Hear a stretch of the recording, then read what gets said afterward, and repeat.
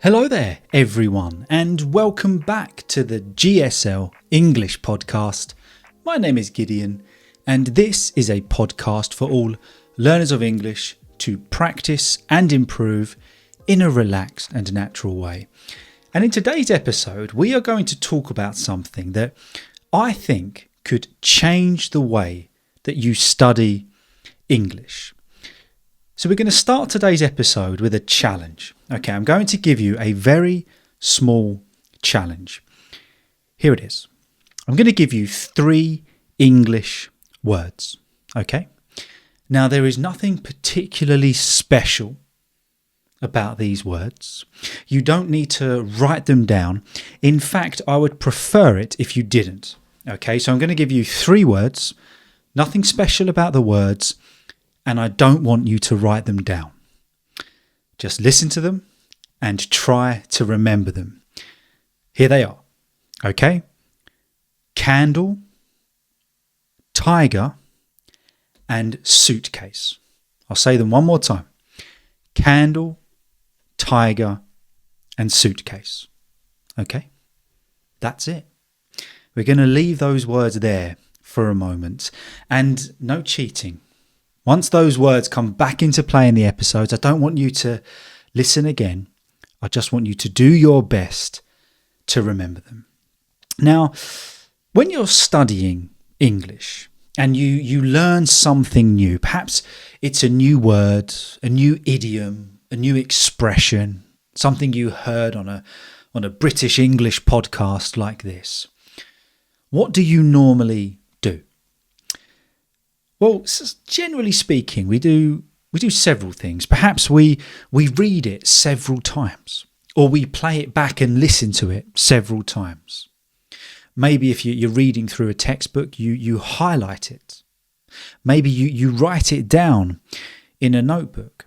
Or perhaps you listen to an explanation and you think, yeah, that makes sense. I understand it. I'm going to use it. And all of those things make you feel good. You feel like you are in the process of improving your English and learning new things. But there's a problem with all of that. With writing it down, with listening to those expressions, there is an issue. Understanding something that's in front of you or immediately being explained to you is not necessarily the same as knowing it. So understanding something when it's in front of you, when it's written down, or you've got someone telling you, is not the same as knowing it and being part of your English that you can use. Let's imagine, for example, that you've recently learned the expression, it rings a bell. Okay, have you heard that expression before? It rings a bell. You see it written down, perhaps on a piece of paper, or in your notebook, it rings a bell. And you think, oh yeah, I know that expression. I remember it. But what happens when that notebook is taken away? When the reminder or the prompt is no longer there? For example, what if I was to say to you, there's an English expression we use when something sounds familiar, but we can't quite remember it. What is it? Can you now produce that expression yourself without the notebook, without it being in front of you? Well, that is a completely different challenge, isn't it? But the reality is that's the challenge we need, because when we're having conversations, we don't have a notebook that we can just flick through. We don't have, it would be great if we did, but a voice in our head just prompting us of the English that we should use. And this is where I think we can change the way that you study English, that we all study English or anything. It's understanding the difference between recognizing something and retrieving it from your memory. And that's what we're going to explore today. Because just doing a little bit of research in there, and basically it's really interesting what I found. And that is that testing yourself isn't simply a way of discovering what you know. So research into learning suggests that testing yourself isn't simply a way of discovering what you know. The act of trying to remember something is what helps you learn it. So today in this episode, what we're going to do is we're going to go through the research and we're going to look into a fascinating technique which I genuinely think changes the way that we study. It changes the way we approach the English language. So we're going to do what we normally do on this podcast. We're going to read an article. We're going to explore it together, examine it. As we go through it, we'll see what we can take away from the English language. So if you are new here, please don't forget to subscribe, give this episode a follow, a like, introduce yourself in the comments. And if you are a returning viewer or listener, thank you so much for always supporting the podcast and coming back every Sunday at 10 o'clock. And never feel like you can't leave a comment. If you leave a comment on every video, don't feel like you should ever stop. Please, I do genuinely read them all and I try to reply to as many of them as I can. So there you go. Appreciate you supporting the podcast. So before we get into the research, before we get into the science, I thought I'd just give you 3 expressions connected with memory. Okay, just 3 expressions connected with memory, and maybe we'll test you at the end. I might ask you about them later, but we'll see. So let's take that first one that we just spoke about a minute ago.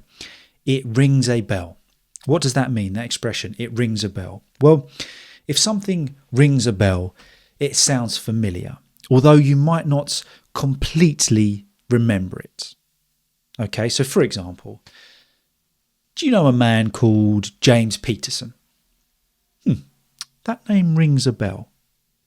So what are you saying? Well, you're saying that I've heard that name before, but I can't remember exactly where. So we use it rings a bell when it sounds familiar, but we can't quite put it in its place. Another expression connected with memory, off the top of my head. If you say something off the top of your head, you say it immediately without having time to check, to think about it carefully.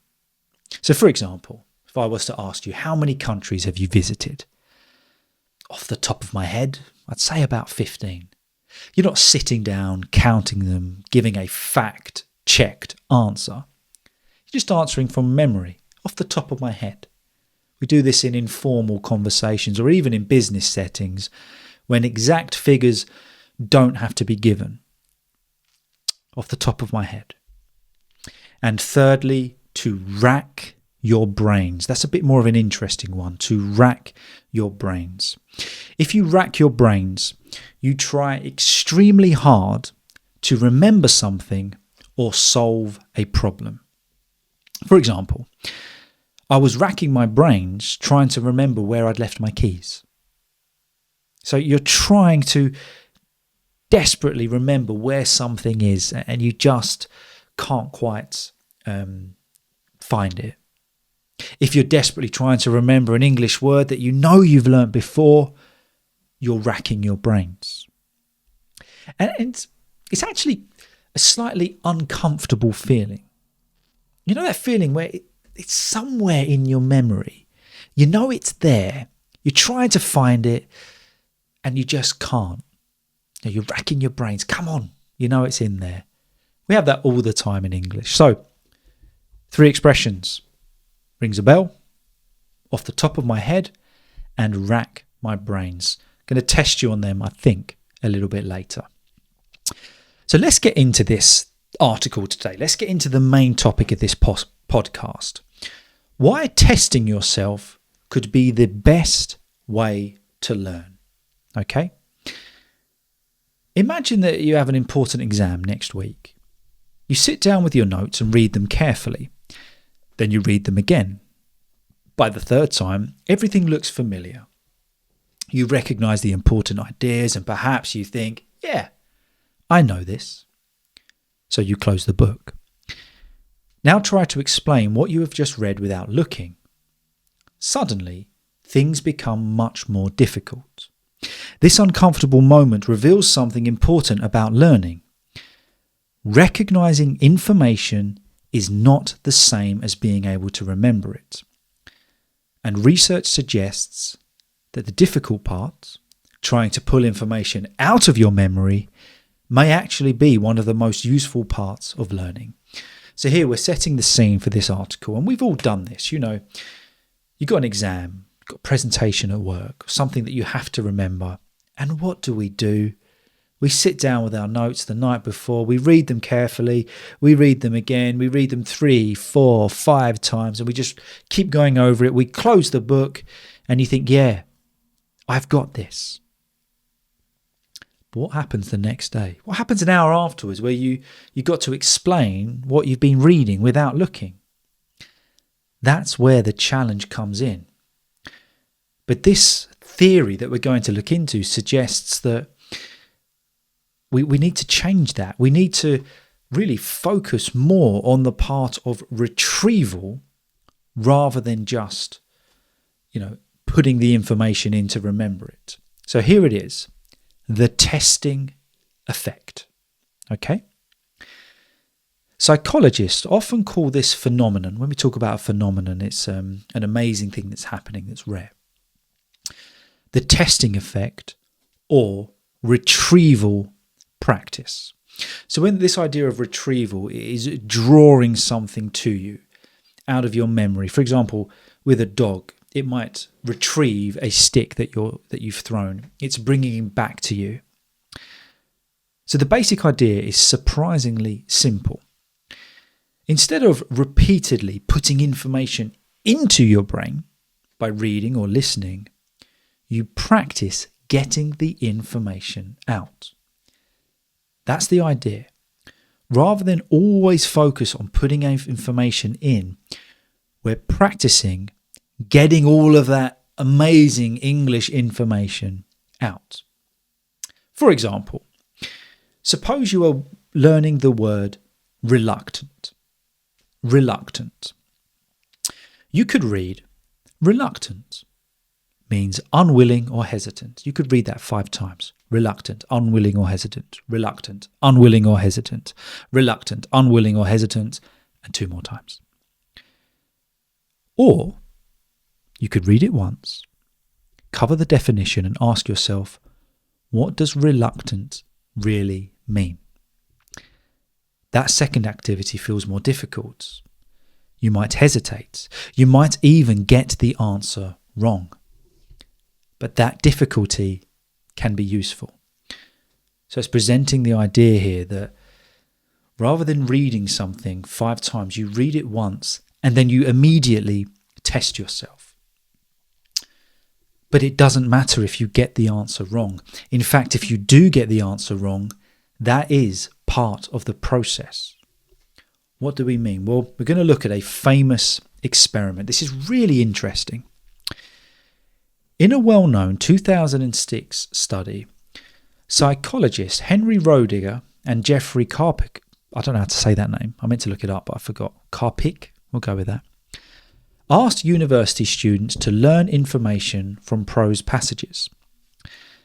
Some students studied the material repeatedly. Others studied it and then had to recall what they had learnt. If tested almost immediately, the students who had spent more time studying performed well. But something interesting happened when researchers waited longer. After 2 days, and particularly after a week, students who had practiced retrieving the information remembered considerably more than those who had simply continued studying. There was another fascinating difference. Repeated studying made people feel more confident about how well they had learnt the information. In other words, rereading could create a comforting feeling of familiarity, even when that familiarity did not produce the best long-term memory. Really interesting, isn't it? So let's break this example down. So we got this study. They asked university students, learn information from certain passages. So we want you to learn the information. And really there were 2 camps. Some students studied the material repeatedly, over and over. But the others, they studied it and then they had to recall what they had learned. So what were the results? Well, if they were tested almost immediately, straight after, the students that had spent all of that time repeatedly studying performed well. But the interesting thing happened after time. Particularly after a week, what happened to the students that were retrieving the information? They remembered considerably more. When we say considerably more, we mean, substantially more. It was notable. They remembered more than those that simply continued studying. But there was another fascinating difference. And this is the bit that I think really interested me and made me think about just changing the way that we view study. Repeated studying, so going over the same text over and over again, like we've all done, it made people feel more confident about how well they had learnt the information. Haven't we done that for exams where you repeat, you study, you repeat, you blah, blah, blah, blah, blah, blah, blah, and it gives you that sense of confidence. But what's the problem with that?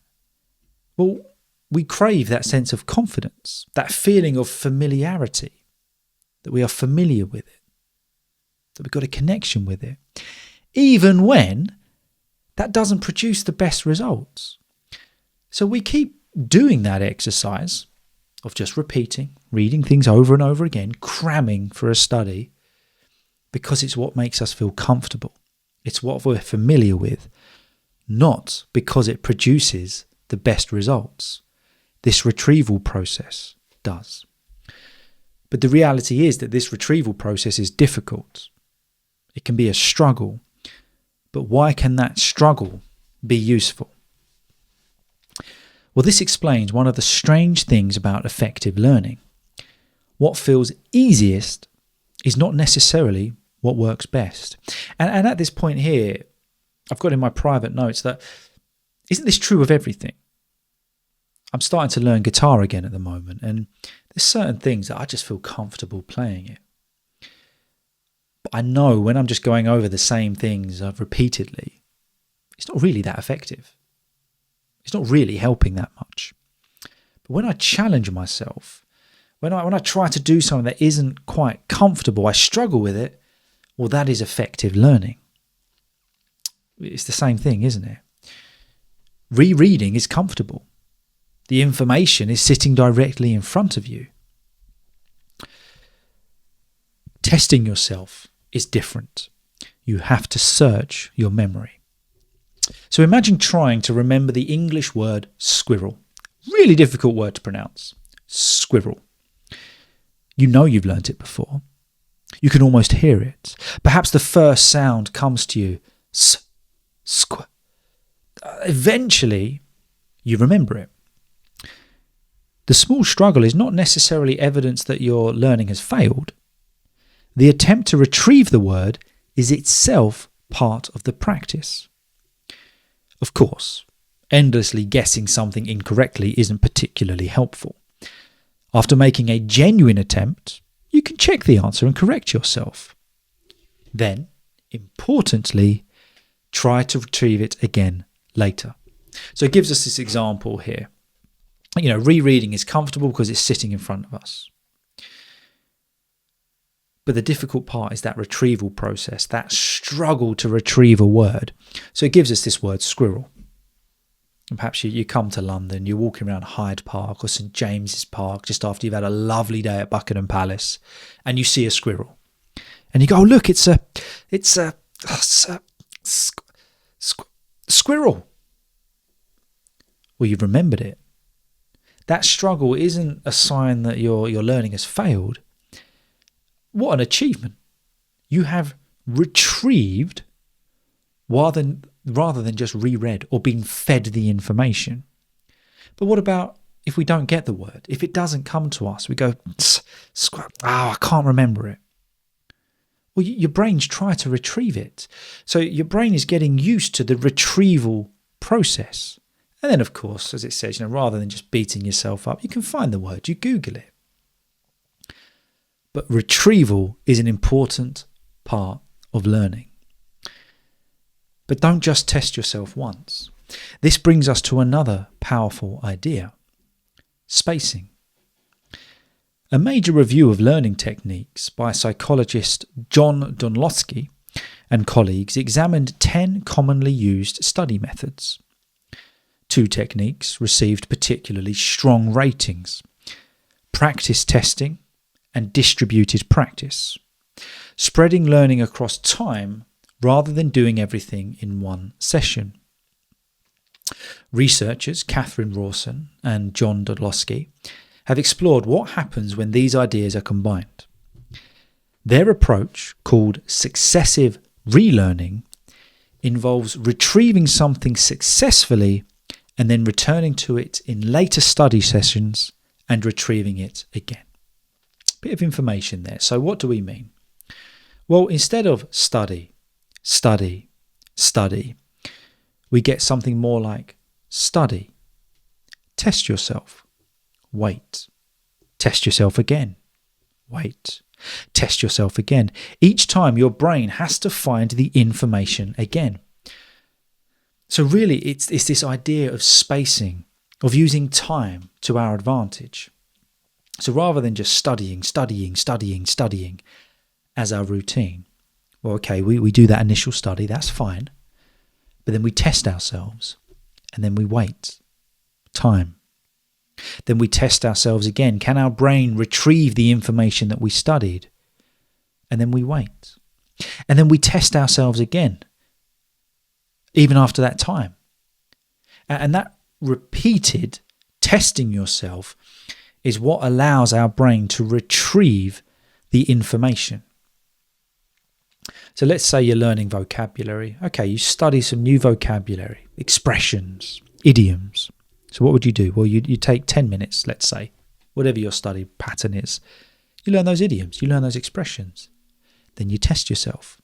And then maybe you wait until the next evening. And what do? You don't study new idioms, you don't study new expressions. You test yourself again. How do? Maybe you don't get them, but you test yourself. And then what do? You wait. And then you test yourself again. Why are we doing that? Because we're training our brains to retrieve information that's in there, rather than just filling it with more information that we can't remember. So what does this mean for learning a language? Well, language learners spend enormous amounts of time exposing themselves to English. They read vocabulary lists, they watch videos, they highlight phrases, they listen to podcasts like the amazing GSL-English podcast. You must subscribe if you haven't already. They reread their notes.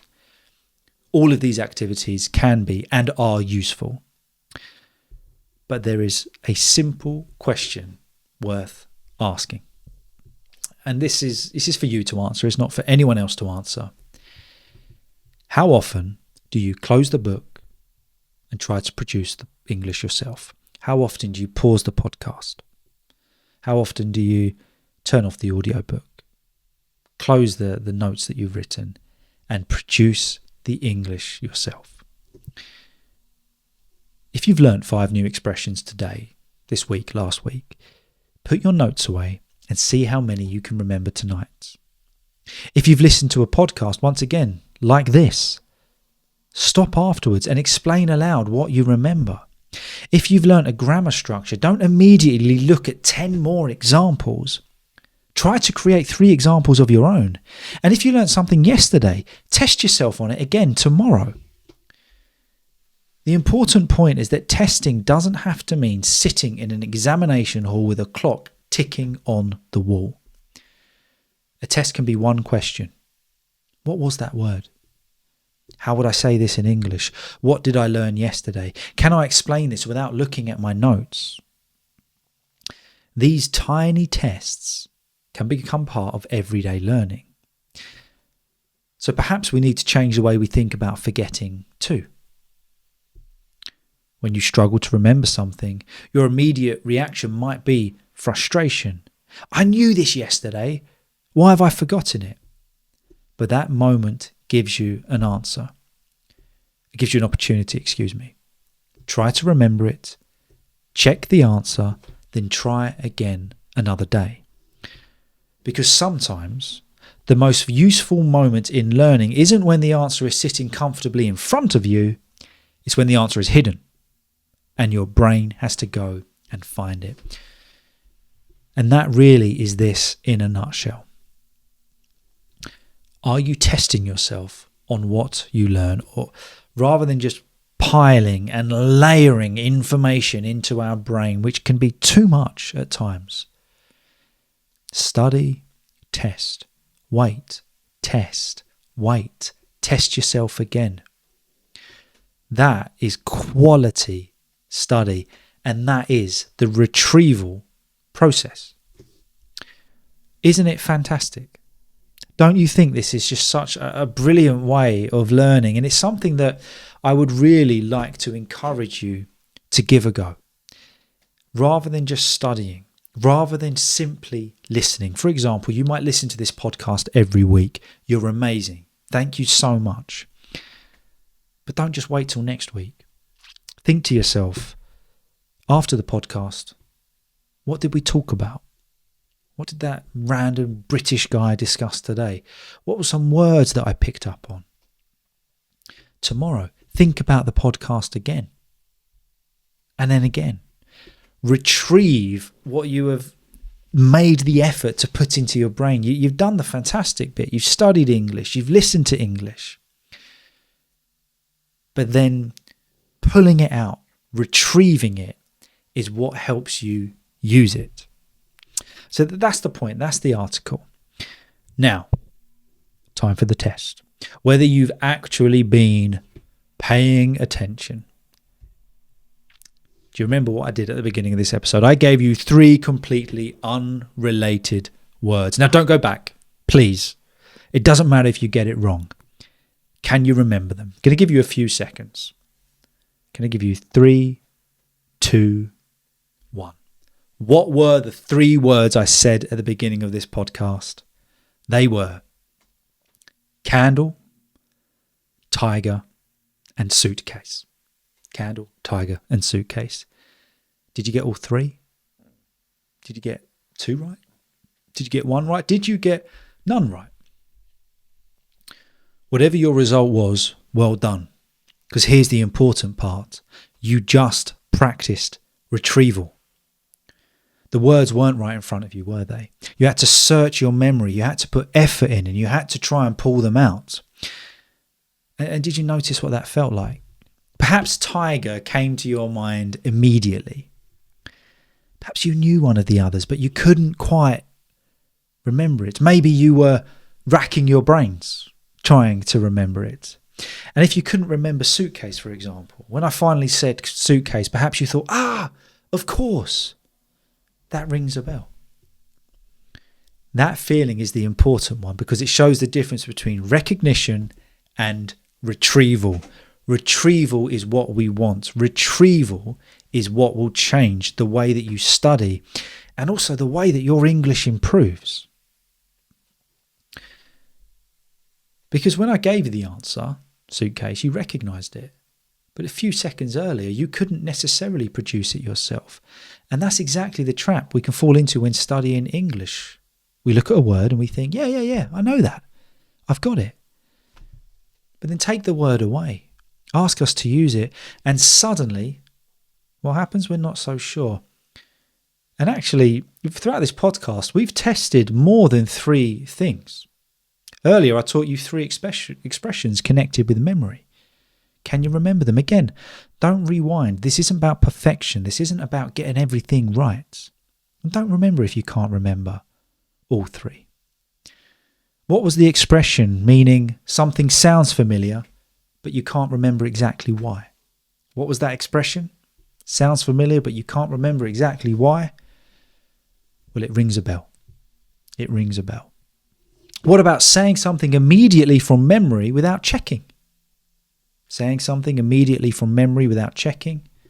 What was it? Off the top of my head. And finally, trying extremely hard to remember something. This is something I have to do all the time with people's names because I'm awful at remembering names.